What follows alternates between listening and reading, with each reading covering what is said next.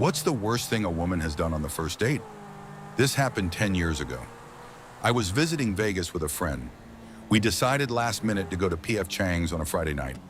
It was slammed, we had to wait almost an hour to be seated, and when we finally were, we were placed in an area that had a long bench along a wall with multiple tables and chairs on the other side of those tables.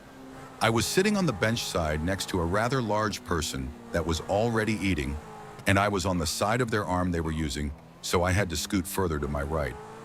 I was basically rubbing elbows with a very attractive and well-dressed young woman. Opposite her was her date, a very nervous young man that was trying desperately to make conversation. They both had their food already and she hadn't even touched her plate and was looking at her phone. Her date either had a stutter or was so nervous he kept stammering and attempting to bring up anything only to be met with absolutely nothing but silence from her. Eventually, I decide to kind of peer over at her phone right as she's ordering herself an Uber. She gets up without saying a word and leaves. As she walked past him, he asked if she was going to the restroom and she still says nothing. The hurt I saw in this man's eyes.